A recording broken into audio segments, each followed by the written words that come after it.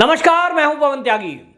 संयुक्त किसान मोर्चे ने संसद के घेराव की घोषणा की है और उन्होंने कहा है कि जो 19 जुलाई से मानसून सत्र शुरू हो रहा है, हम 22 जुलाई को 200 किसान नेता संसद का घेराव करेंगे और इससे पहले विपक्षी दलों के सांसदों को पत्र लिख रहे हैं और उस पत्र में लिख रहे हैं कि आप किसानों के ये जो कृषि बिल हैं इनकी वापसी के लिए सदन में आवाज उठाइए। ये एक तरह से उन्होंने धमकी भरे लहजे में पत्र लिखा है और उसमें लिखा है कि यदि आपने आवाज नहीं उठाई, यदि आपने हमारा साथ नहीं दिया तो आने वाले चुनाव में हम भी साथ नहीं देंगे। इस तरह का लहजा इस्तेमाल कर रहे हैं। और आपको बताएं, ये जो किसान नेता हैं इनका फुस्सी बम हो गया तो आज अब ये मुद्दे ढूंढ रहे हैं। कभी कहते हैं महीने की 26 तारीख, अब 2 महीने हो गए, अब 3। भैया हर महीने तारीख आएगी, कुछ ना कुछ करेंगे। अब कह रहे हैं 8 जुलाई से हम पेट्रोल डीजल के दाम जो बढ़े हैं इसमें धरना प्रदर्शन करेंगे। भाई किसानों, आप एक तरफ 5 लाख 10 लाख का ट्रैक्टर ले रहे हो तो आपका जो है इतने अमीर हो कि यहां मसाज हो रही है, पिज्जा खा रहे थे, बादाम खा रहे थे। अब ये डीजल और पेट्रोल के दाम से क्या लेना देना है तुम्हारा? डीजल और पेट्रोल के दाम से ये किसान आंदोलन में जो भाग ले रहे हैं, एक जगह का फोटो पंजाब का आया, शेयर हुआ सोशल मीडिया पे कि गाड़ी ओडी और उसको रस्सी से बांध के टोपी लगा के किसान नेता रस्से से खींच रहे हैं, रेट बढ़ गया। अबे भैया, जब 50 लाख की गाड़ी खरीदनी बस की नहीं थी तो क्यों पैसे खर्च करे? 5 लाख की खरीद लेता, बाकी जो है 45 लाख बैंक में रख दे, इतना पैसा आ जाएगा कि पूरे महीने खूब चला गाड़ी, तेल के पैसे निकल जाते। तो एक तरफ तो तुम रईस बनते हो, एक तरफ तुम फक्कड़ बनते हो। ये किसान नेताओं को यही पता नहीं कि करना क्या है। असलियत बात क्या है कि ये सदन का घेराव नहीं कर रहे, इनको डंडे खाने हैं पुलिस के। ये कोई ना कोई ऐसा कारनामा करेंगे जरूर। ये कोशिश करते हैं कि पुलिस इन्हें मारे। इनकी पूरी कोशिश है कि केंद्रीय सुरक्षा बल हो या यूपी की पुलिस हो, ये तो मार खाना चाहते हैं। क्योंकि लाल किले कांड को याद करिए, लाल किले में 300 पुलिस कर्मियों को घायल किया, दौड़ा दौड़ा के मारा। किसने?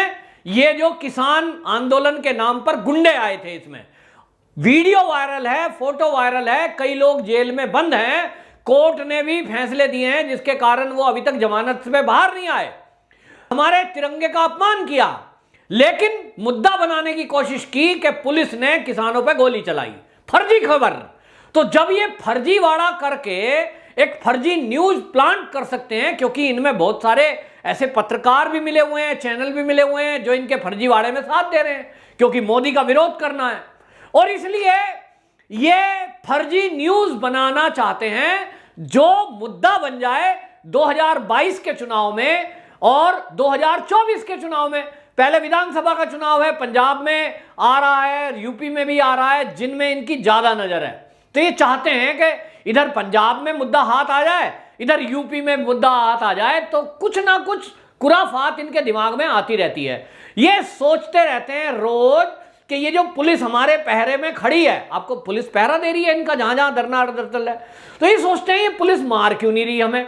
हम सड़क पे बैठे हैं, इन्होंने ये सोचा था कि दिल्ली के बॉर्डर को जब हम बंद करेंगे और वहां बदतमीजियां करेंगे तो पुलिस हमें मारेगी, और पुलिस मारेगी तो हम पुलिस को मारेंगे। तलवार लेके आए, लोहे की रोड लेके आए, बड़े बड़े डंडे लेके आए हैं। ये जो सारा तामझाम ले रहे हैं, ये तलवार लेके क्यों आए भाई? प्रदर्शन में तलवारों का क्या काम? और वो भी धारदार, यदि लग जाए किसी को तो काट दे। दिल्ली पुलिस के SHO को हाथ पे मारी, हाथ कट गया। तो इस तरह के काम इन्होंने किए हैं।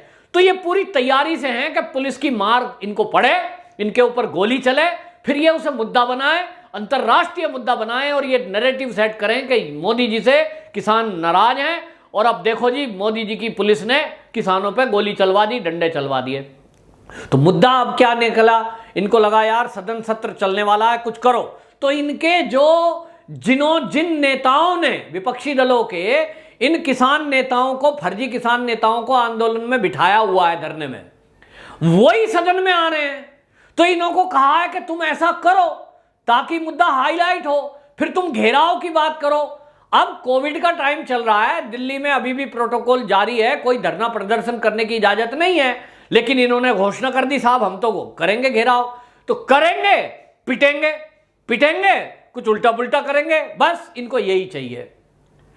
आप देखिए कि गाजीपुर बॉर्डर पर राकेश टिकैत बैठे हैं, उनको मनाही है, डीएम का आदेश है गाजियाबाद का कि आप पक्का निर्माण नहीं करेंगे, लिख के लिया हुआ है, इन्होंने लिख के दिया हुआ है। फिर भी पक्का निर्माण करने के लिए ईंटें आ गई, फिर दीवार बनाना शुरू कर दिया, फिर दीवार ऊपर बना दी, फिर उसकी छत बनाने लगे और बहाना है जी बारिश से रुक रहे हैं। नियम तोड़ रहे हैं।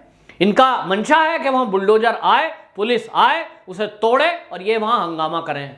अभी हाल ही में देखो आप, वाल्मीकि समाज के एक बीजेपी के लीडर जिनको सचिव मंत्री पद पे प्रदेश स्तर की जिम्मेदारी मिली, इनको कुछ नहीं कह रहे थे, 200 मीटर दूर धरना स्थल थे, उनका एक कार्यक्रम था स्वागत का, लेकिन वहां जाकर गाड़ियों को तोड़ा, लोगों में के ऊपर तलवार से हमले किए हैं।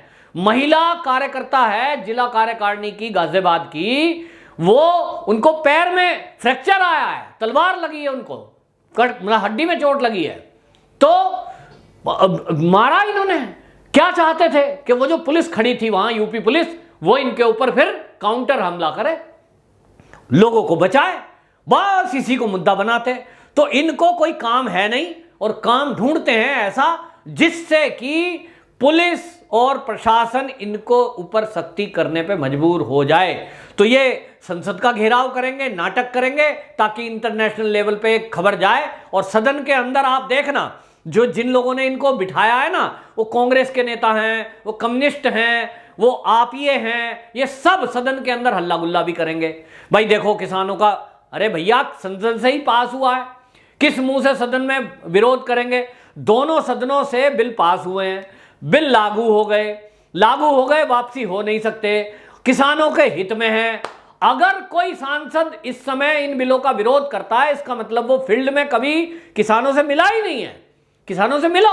किसान केवल पंजाब में थोड़े ही हैं, किसान केवल हरियाणा के थोड़े से थोड़े ही है। देखो कितनी संख्या है, 500 लोग भी धरने प्रदर्शन में टोटल मिलाकर नहीं है। ये बात अलग है, कोई लालच देकर दारू पानी का ये बुला लेते हो 10 20 50 भीड़, तो ये तो चलता है। खाली आदमी बहुत हैं जिनको बेचारों को खाने को नहीं मिल रहा है, या कुछ है ऐसे लोग हैं, आ जाओ जी बुला दो, आपका लंगर चल रहा है। तो मेरा मतलब ये है कि ये ना तो आंदोलन है, ना ये किसान नेता हैं, ना इन्हें किसानों का कुछ पता। और अभी जिला पंचायत के यूपी के चुनाव में तो दिखा दिया है कि राकेश टिकैत की गृह जिले हैं, गृह जनपद, उनमें भी नहीं है, मेंबर नहीं जिता पाए।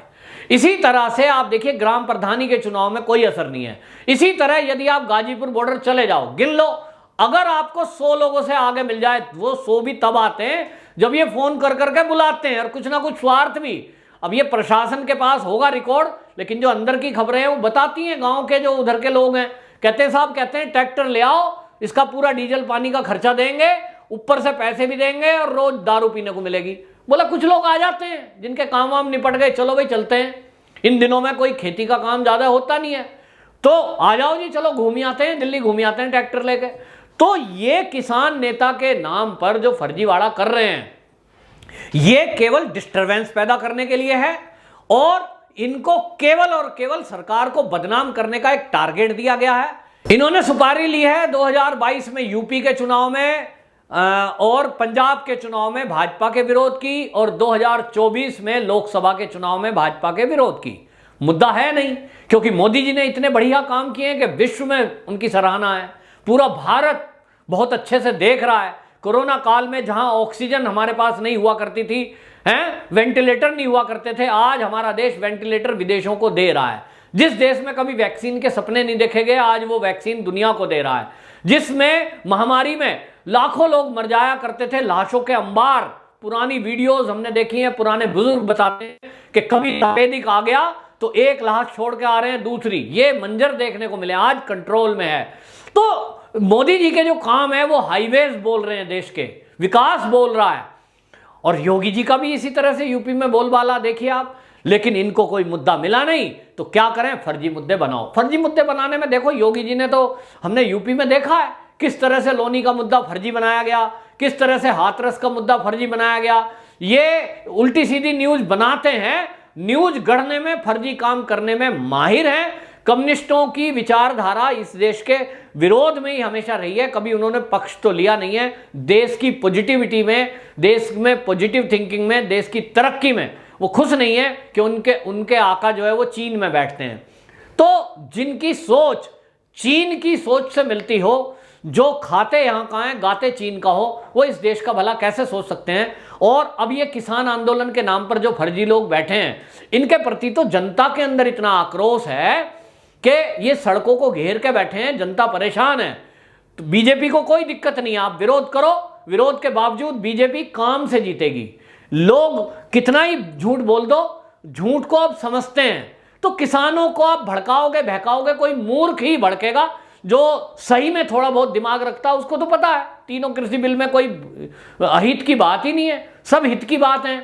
तो ये उनको भड़काएंगे कैसे, ये बात अलग है कि जहां बीजेपी का अपना बहुत ज्यादा आधार नहीं है, वहां ये जरूर बीजेपी का विरोध करके ये अपने को खुश हो जाएं कि साहब सरकार नहीं बनने दी, जैसे कि पश्चिम बंगाल। लेकिन पश्चिम बंगाल में भी भाजपा ने इनके विरोध के बावजूद अप्रत्याशित तरक्की की है, जो इनके मुंह पे करारा तमाचा है। और अब यही करारी हार इन फर्जी किसान नेताओं की और उन लोगों की जो सदन में भी हल्ला करने की सोच रहे हैं, इन सबको करारा तमाचा 2022 में योगी जी देंगे, 2024 में मोदी जी देंगे। वंदे मातरम।